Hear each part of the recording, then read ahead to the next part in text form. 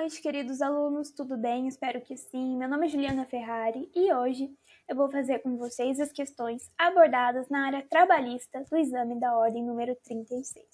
Primeiramente, um agradecimento especial aos administradores desse projeto, Bruno, Willer, Fábio e especialmente ao nosso criador do projeto, o Dr. Bruno. Bom, meus amigos, como é que vai funcionar a aula de hoje? A gente fará essas questões e aí eu vou dar um tempinho para que vocês consigam analisar, ler certinho. Depois voltarei e a gente vai ver qual que é o amparo legal, por que a alternativa está certa, por que algumas estão erradas. E a gente vai discutir essas questões, certo? Pois bem, vamos para a nossa primeira questão. Eu vou sumir aqui um pouquinho para que vocês consigam ter acesso à leitura, já que eu volto.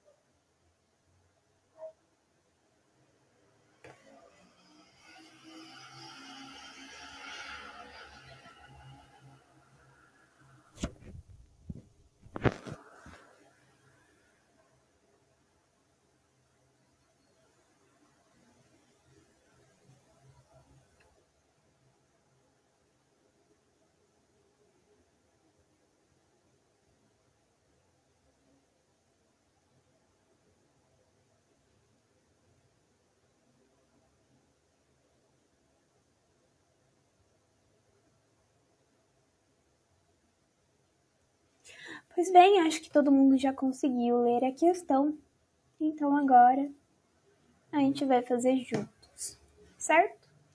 Pois bem, sua cliente é uma empresa do setor calçadista com sede em Sapiranga, no Rio Grande do Sul.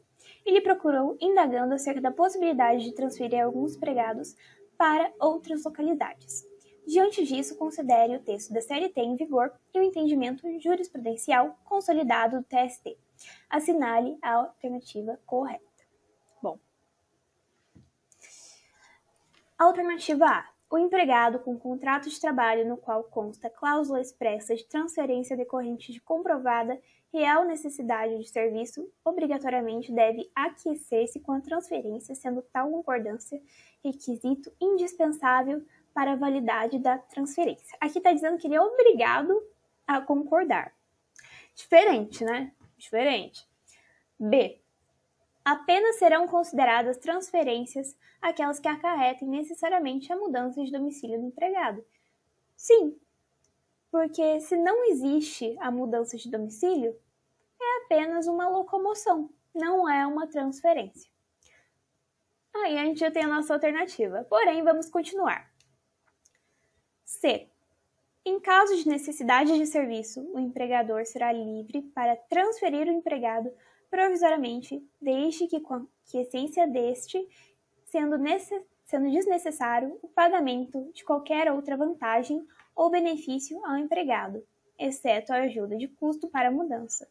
Na verdade, existe sim a necessidade do pagamento, que vai ser de 25%. Vamos lembrar disso. D. Havendo transferência provisória com pagamento do respectivo adicional, as despesas resultantes da transferência serão do empregado, uma vez que já indenizada a transferência pelo adicional respectivo. Não. Isso é encargo do empregador. O empregador vai ter que lidar com os gastos da transferência. Bom, questãozinha do OAB é sempre exatamente o que consta no artigo, não foge muito disso, é sempre a letra lei, mas a gente vai ver agora qual que é esse artigo, qual que é a base. E vocês vão ver comigo como é parecido. Bom, esse é o artigo a que fala expressamente que não se considera transferência se não existe mudança do domicílio, certo? Aqui a gente tem um adicional de 25% do salário do empregado na localidade anterior, que deve ser pago suplementarmente. E assim, a gente também tem um adendo das despesas que serão por conta do empregador. Certinho? Tranquilo? Próxima questão. Mais 2 minutinhos para vocês fazerem a questão.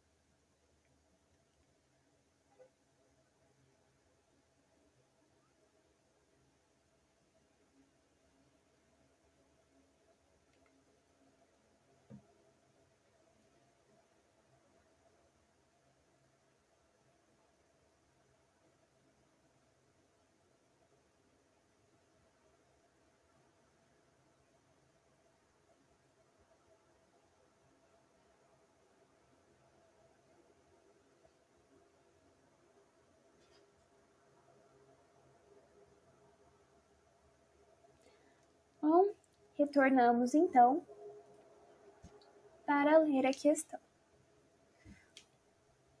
Certo? Gael foi contratado pela Sociedade Empresária Aldeia da Pipoca, LTDA, em fevereiro de 2022 como cozinheiro. No contrato de trabalho de Gael, há uma cláusula prevendo que a jornada de trabalho será de 8 horas diárias, de segunda a sexta-feira, com intervalo de 1 hora, e de 4 horas aos sábados, em intervalo. Na mesma cláusula, há a previsão de que, havendo realização de horas extras, elas irão automaticamente para o banco de horas e deverão ser compensadas em até 5 meses. Em conversas informais com os colegas, Gael ficou sabendo que não existe nenhuma previsão de banco de horas em norma coletiva de sua categoria profissional. Considerando a situação retratada e os termos da CLT, assinale a alternativa correta. Pois bem. A. Trata-se de cláusula nula, porque a instituição do banco de horas precisa ser feita em convenção coletiva de trabalho. Não, pode ser feita individualmente também. B. É possível a pactuação individual do banco de horas, desde que a compensação seja feita em até 12 meses. Não, gente, é 6 meses no máximo. C. A cláusula válida porque a compensação ocorrerá em menos de 6 meses, cabendo acerto individual com o empregado para a instituição do banco de horas. Alternativa correta, C. Mas vamos continuar. D. Trata-se de cláusula nula porque a instituição do banco de horas precisa ser feita em acordo coletivo de trabalho. Não precisa. Certo? Bom, vamos ver o nosso amparo legal. Bom, exatamente um artigo que saiu da CLT, do Decreto-Lei 5.452 de 1943, que fala que o banco de horas ele pode ser pactuado em um acordo individual escrito e a compensação deve ocorrer no máximo em 6 meses. Certinho? Exatamente o que diz no artigo. Não temos nenhuma mudança, nada surpreendente por aqui. Bom, mais 2 minutinhos para vocês fazerem a próxima e já que eu volto para a gente debater também.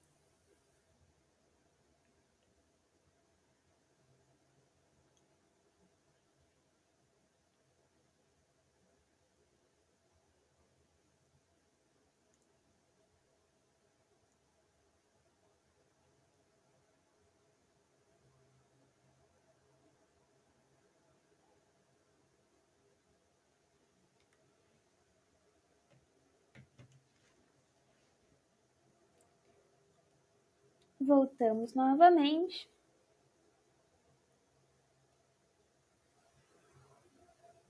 Perfeito. João da Silva se submeteu em novembro de 2021 a um processo seletivo para ingresso em um banco privado. Meses depois, recebeu um e-mail do banco informando que ele havia sido selecionado para a vaga. O e-mail solicitava a apresentação na sede do banco em 5 dias, com carteira de trabalho e demais documentos pessoais. E por causa disso, João da Silva recusou a participação em outros 2 processos seletivos, para os quais foi chamado.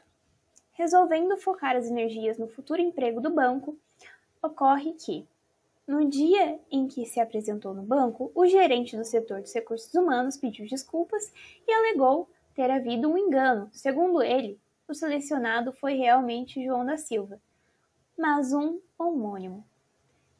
E por descuido do setor, enviaram a informação da aprovação para o e-mail errado. Nenhum documento foi exibido a João da Silva, sendo que o gerente renovou o pedido de desculpas e desejou boa sorte ao João da Silva. Diante dos fatos narrados e das normas regentes, assinale a alternativa correta. A. Não há nada a fazer porque a empresa se justificou e pediu desculpas e não houve prejuízo a João da Silva.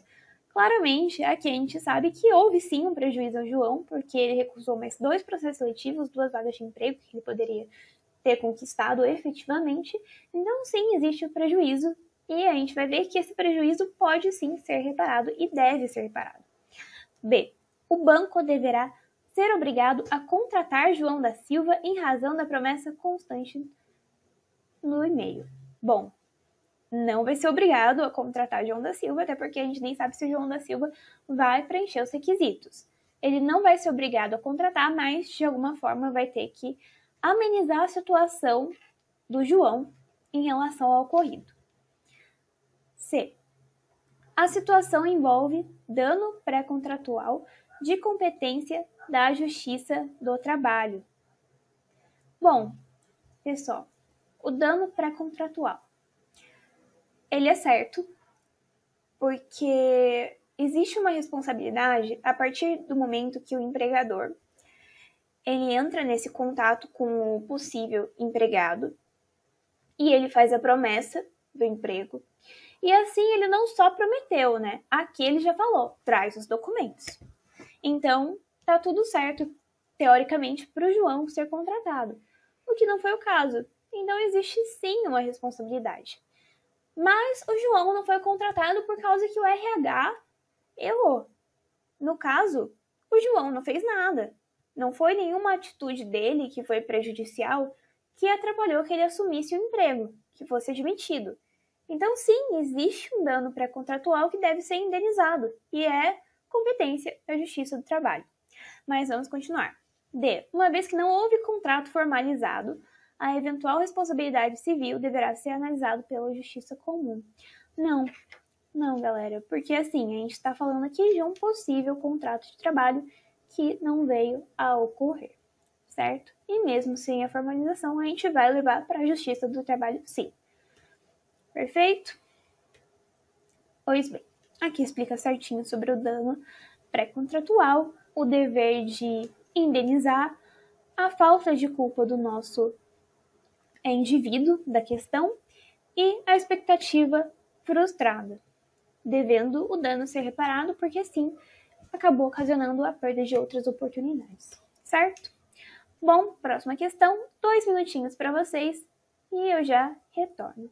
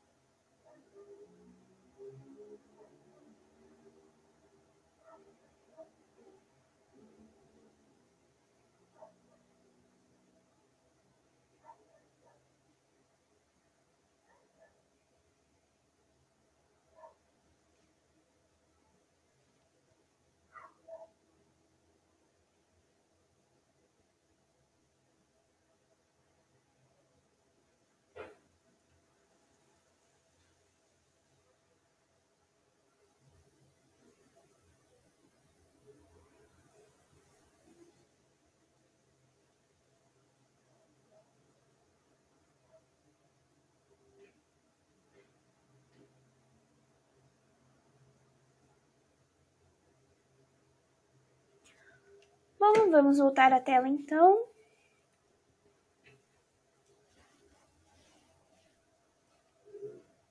Perfeito, galerinha? Tá, vamos ler. Lúcio Lima foi contratado para trabalhar em uma empresa no ramo de construção civil. Seu empregador descumpriu inúmeros direitos trabalhistas e, notadamente, deixou de pagar as verbas rescisórias. No período, Lúcio Lima prestou serviço em um contrato de empreitada, já que seu empregador fora contratado pelo empreiteiro principal para realizar determinada obra de reforma. Diante desse cenário, Lúcio Lima contratou você como advogado para ajuizar uma reclamação trabalhista. Sobre a hipótese, segundo o texto legal da CLT em vigor, assinale a alternativa correta. Alternativa A. Cabe ação em face de ambas as sociedades empresárias, que figurarão no polo passivo da demanda. Cabe. Aí nós já temos direto a nossa questão correta e irei explicar posteriormente com o respaldo legal. B. Trata-se de grupo econômico, o que induz obrigatoriamente a responsabilidade solidária. Não é solidária. Aí já está errado. De ambas as sociedades empresárias. Não é solidária. E nós veremos também na letra da lei. Cabe apenas ação em face do efetivo empregador, já que não se trata de terceirização de mão de obra. Não, ele vai poder ajuizar a ação, no caso, para o empreiteiro. A subempreitada é atividade lícita, por terceirizar a atividade fim, a razão pela qual se opera a sucessão de empregadores, configurando-se fraude. Pessoal, o artigo presente na CLT fala especificamente sobre a subempreitada, então não faz sentido nenhum falar que é ilícito. Pois bem, olha aqui. Nos contratos, responderá o subempreiteiro pelas obrigações derivadas do contrato de trabalho que celebrar, cabendo aos empregados o direito da reclamação contra o empreiteiro principal pelo inadimplemento daquela obrigação por parte do primeiro. E aí, ele tem uma ação regressiva com o subempreiteiro, certo? Então, não é subsidiária, mas vai ser uma ação regressiva que eles vão trajar juntos. Perfeito? Perfeito. Próxima questão. Bem facinho, né, galera? Então, agora a gente vai dar 2 minutinhos novamente para que vocês consigam dar uma lida nessa questão.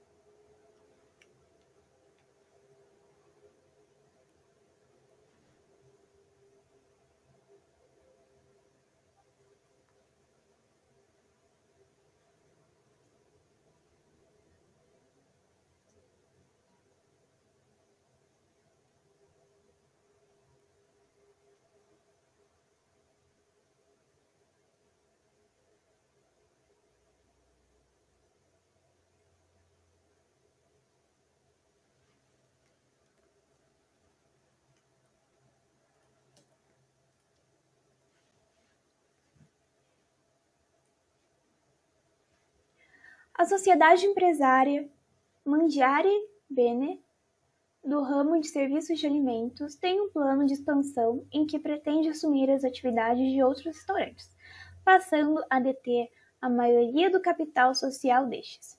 Preocupada com os contratos de trabalho dos futuros empregados, ela consulta você na condição de advogada em relação à consulta feita. Considerando a CLT em vigor, assinale a alternativa correta.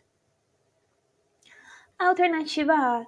A mudança na propriedade ou na estrutura jurídica da sociedade não afetará os contratos de trabalho dos respectivos empregados, mas, em caso de sucessão de empregados, as obrigações trabalhistas, inclusive as contraídas à época em que os empregados trabalhavam para a empresa sucedida, são de responsabilidade do sucessor. Interessante. B. A mudança na propriedade ou estrutura jurídica da empresa não afetará os contratos de trabalho dos respectivos empregados, mas, operando-se na sucessão de empregadores, as obrigações trabalhistas contraídas à época em que os empregados trabalhavam para a empresa sucedida serão de responsabilidade destas. Já as obrigações trabalhistas posteriores à sucessão serão de responsabilidade do sucessor. Em caso de comprovação da fraude na sucessão de empregadores, a empresa sucessora responde como devedora principal e a sucedida responderá subsidiariamente. Em caso de sucessão trabalhista, esta implicará novação dos contratos de trabalho dos empregados admitidos antes da sucessão, de modo que poderão ocorrer alterações contratuais pelo atual empregador por se entender como novo contrato, respeitando o tempo de serviço. Bom, acho que a mais absurda que realmente dá para vocês descartarem assim que lerem é a alternativa D, porque o contrato de trabalho não vai mudar. Então, nesse caso, nós temos a alternativa A como correta. Mas por que correta? Bom, como o próprio artigo fala, a mudança não vai afetar os contratos de trabalho. E a gente fala que existe sim a sucessão, mas as obrigações trabalhistas que já foram contraídas na época que os empregados trabalhavam, elas são de responsabilidade do sucessor. E daí a gente também pode ressaltar que a empresa vai responder solidariamente com a sucessora quando for comprovada a fraude na transferência, se tiver fraude na transferência. Certinho? Vamos para a próxima, então. 2 minutinhos para vocês.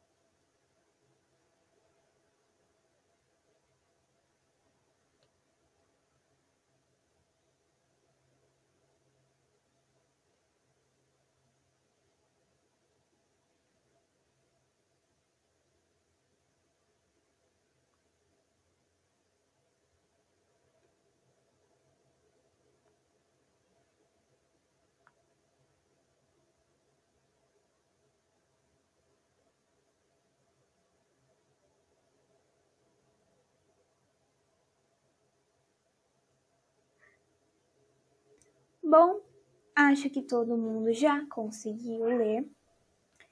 Então, vamos voltar aqui.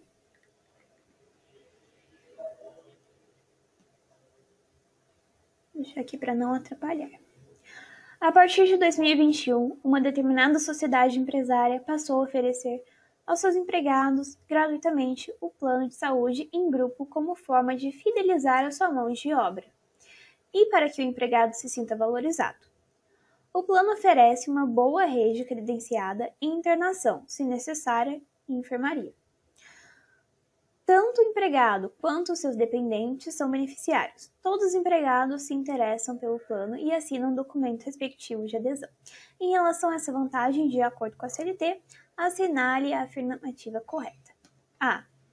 O benefício não é considerado salário, utilidade e, assim, não haverá qualquer reflexo. Interessante. B. O plano, por se tratar de salário in natura, vai integrar o salário dos empregados pelo seu valor real. C. O valor do plano deverá ser integrado ao salário dos empregados pela metade do seu valor de mercado. D.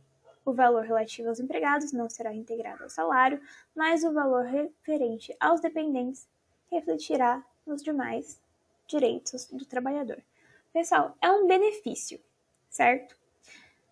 Nesse caso, a gente tem que lembrar que não vai ser parte do salário. Então, a gente já vai cortar duas alternativas, certo? E, bom, é um benefício que também está sendo estendido aos dependentes. Então, também não vai ser a D. A nossa alternativa vai ser a A. Por que a A? Bom, o artigo fala exatamente o que está acontecendo nessa questão. Não é considerado salário as seguintes unidades, certo? Aí, aqui nós temos assistência médica, hospitalar e odontológica, certo? Pois bem, é isso, gente. Não tem muito segredo. Então, é só ter bastante atenção realmente em relação à letra da lei, certo? Mais uma questão? Mais uma questão. Sumiu um minutinho.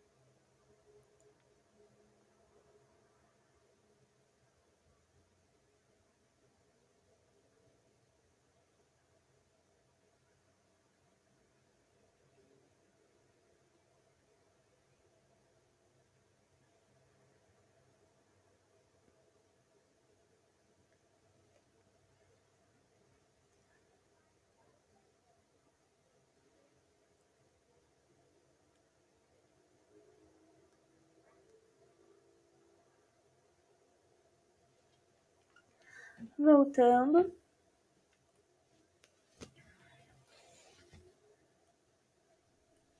Bom, Amanda ajuizou reclamação trabalhista contra a Sociedade Empresária Brinquedos Infantis LTDA, na qual atuou como caixa durante 7 meses. A reclamada foi citada e apresentou defesa sem sigilo no sistema PJE.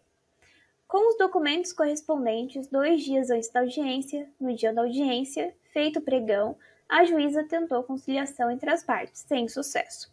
Então recebeu formalmente a defesa e deu vista à advogada da autora. Após analisar a contestação em mesa, a advogada de Amanda pediu a palavra pela ordem e requereu a desistência da reclamação trabalhista, com que não concordou a advogada reclamada.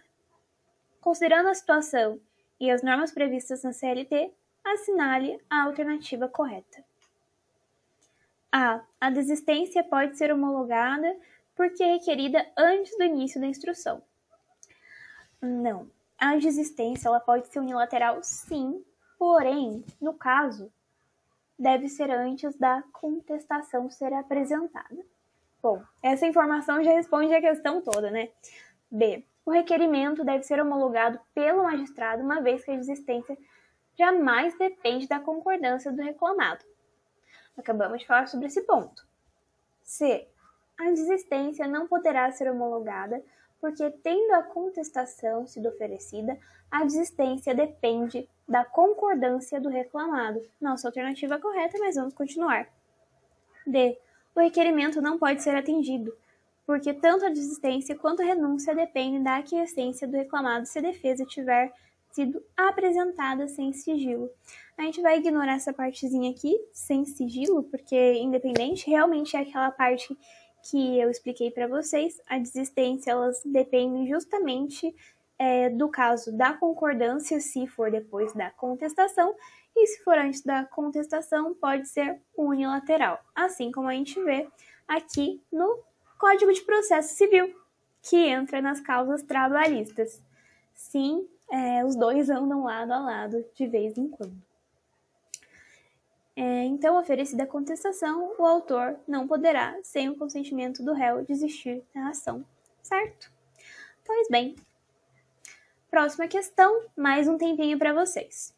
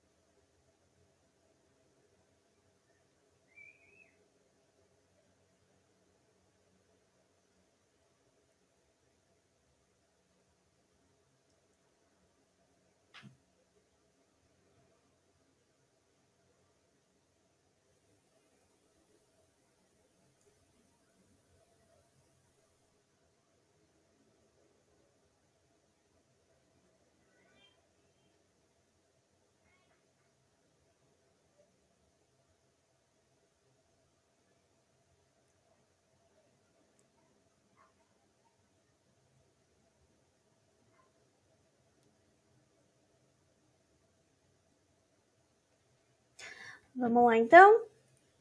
Pois bem. Deixa eu só voltar aqui. No bojo de uma execução trabalhista, o juízo, a requerimento do exequente, utilizou todas as ferramentas tecnológicas disponíveis para tentar apreender o dinheiro ou bens do executado, não tendo sucesso. O juízo também, a requerimento do exequente, deferiu a instauração do incidente de desconsideração da personalidade jurídica em face dos sócios, que foram citados e se manifestaram. Diante dos argumentos apresentados, o incidente de desconsideração da pessoa jurídica foi julgado improcedente, isentando o sócio de qualquer responsabilidade. Considerando a situação de fato e a previsão legal, assinale a alternativa correta. Bom, eu acabei dando uma apressadinha aqui. A alternativa correta é a A. O exequente poderá interpor recurso de agravo de petição. Mas, para explicar as outras alternativas, eu montei um mapinha mental para ficar mais fácil. Essa aqui é a nossa alternativa correta, tá? Bom, o juiz ele falou da improcedência, né? No caso.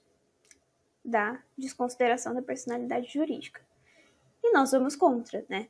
Então a gente vai questionar essas decisões na fase de execução.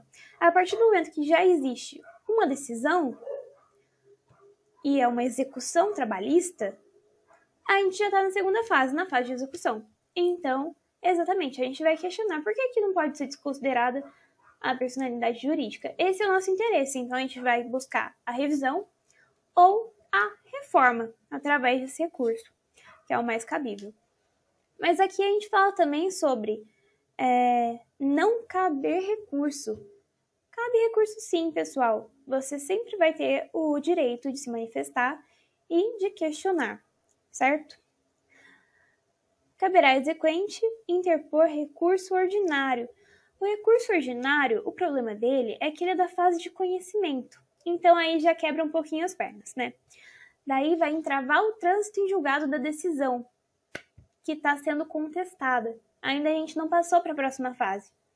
Então não existe a concordância também, só que aqui é em primeira instância. Essa é a pequena divergência que tem entre esses dois. Pequena não, né? Bem grande. E o agravo de instrumento, que ele falou na alternativa D? Poderá propor agravo de instrumento?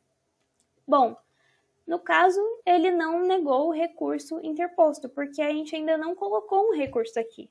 No caso, nós estamos falando apenas de um recurso que vai vir a ser proposto, certo? Então, a gente não está buscando destrancar para análise da segunda instância, assim como objetiva o agravo de instrumento, não sendo cabível no nosso casinho. Certo, pessoal? Pois bem, mais uma questão, calma que está acabando.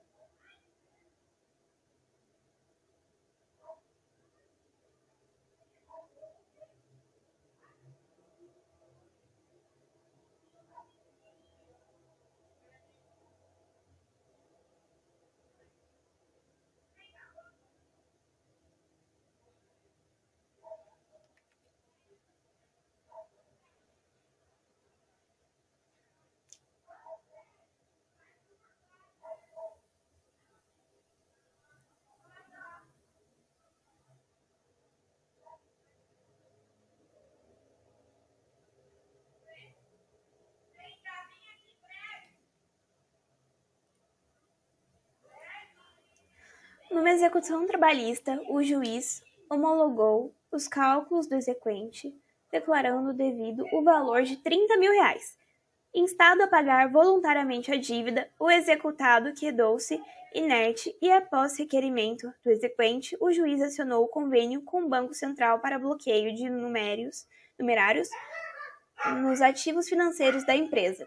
A ferramenta de bloqueio conseguiu, após várias tentativas, capturar 20 mil reais das contas do executado. Diante dessa situação e das disposições da CLT, assinale a afirmativa correta. A. A empresa poderá, de plano, ajuizar embargos à execução que serão apreciados porque não é necessária a garantia do juízo. Sim, a garantia do juízo é necessária. Bom, vamos para o B. O executado ainda não poderá ajuizar embargos à execução e, se o fizer, não serão apreciados, porque o juízo não se encontra integralmente garantido, sem segredo nenhum. C. Os embargos à execução podem ser ajuizados e apreciados porque já se conseguiu apreender mais da metade do valor exequendo, que é o requisito previsto na CLT. Na verdade, o requisito é justamente a garantia do juízo, no valor de 30 mil reais, nesse casinho, né? D. A empresa não poderá embargar a execução, porque não existe previsão na CLT. Claro que existe, absurda. Aqui a gente traz o artigo que diz bem claramente que tem 5 dias para apresentação dos embargos e que para isso a gente precisa ou ter o cumprimento do acordo, decisão, ou quitação, ou, em último caso, prescrição da dívida, certo? Perfeito, então. Mais uma questãozinha para a gente fazer aí.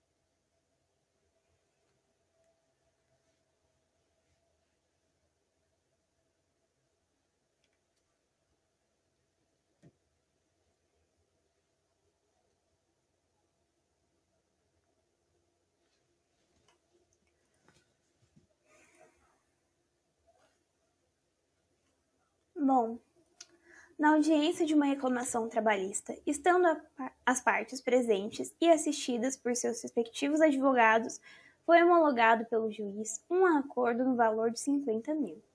Acordo, manifestação das vontades.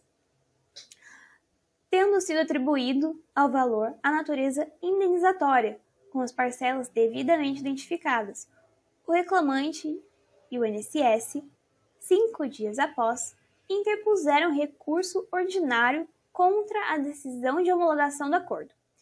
O reclamante, dizendo-se arrependido quanto ao valor, afirmando que teria direito a uma quantia muito superior, já o INSS insurgindo-se contra a indicação de todo o valor acordado como tendo natureza indenizatória, prejudicando a autarquia previdenciária no tocante ao recolhimento da cota previdenciária. Diante do caso apresentado e nos termos da CLT, assinale a alternativa correta. Bom, um acordo feito entre os dois, né? Os dois estavam com a vontade de cumprir aquilo que eles combinaram. Enfim, vamos continuar. Tanto o reclamante quanto o INSS podem recorrer à decisão homologatória e seus recursos terão mérito apreciado. Não, o reclamante não pode recorrer. Ele já formulou, já aceitou, já fechou o acordo. B. No caso, somente o reclamante poderá recorrer. Já está errada. Porque o INSS não tem legitimidade para recorrer de recursos, já que não foi parte. Totalmente errado. O INSS tem, sim, direito de recorrer nesse recurso, certo?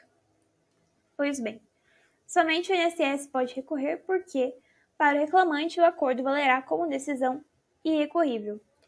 D. C é a alternativa correta. D. Nenhuma das partes nem o INSS podem recorrer contra o acordo porque a homologação da justiça do trabalho é soberana. Bom, sim, o INSS pode recorrer e a gente vai ver isso agora. O porquê. É bem letra da lei mesmo, galera. Bom, aqui fala a decisão, depois de rejeitadas pelas partes, na proposta de conciliação será proferida. Mas quando tiver conciliação e o termo for lavrado, é recorrível, menos para o INSS, porque as contribuições são devidas a ele. Então, sim, ele tem legitimidade para recorrer com recursos e participar do processo, certo? Mais uma, para a gente finalizar por hoje, 2 minutinhos para vocês novamente e pela última vez por hoje.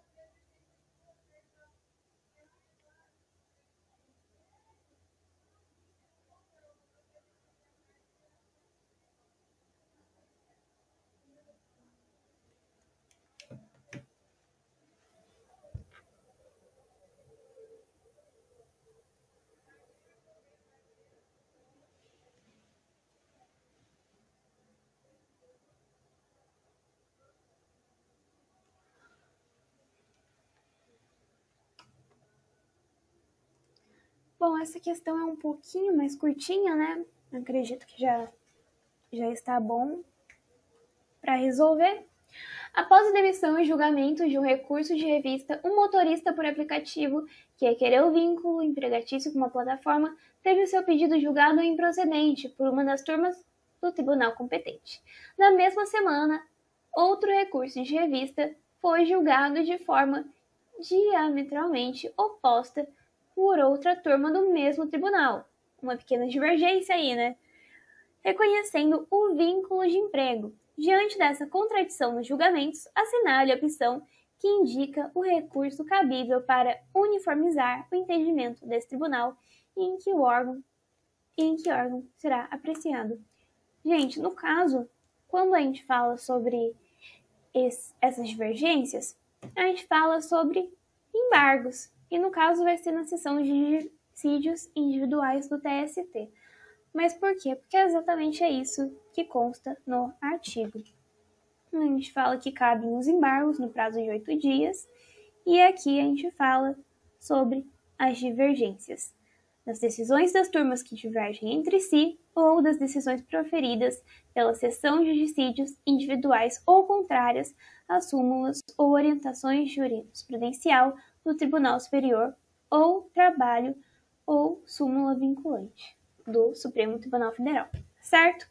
Bom, pessoal, por hoje é isso. Muito obrigada por acompanharem essa aula comigo. Eu deixo meus contatos aqui, se houver alguma dúvida, alguma coisa que eu possa ajudar. Mas, basicamente, a OAB fica nessa questão mesmo de letra-lei, exatamente o que consta no artigo, vai constar na sua prova, certo? Pois bem, boa noite e bons estudos a todos. Tchau, tchau!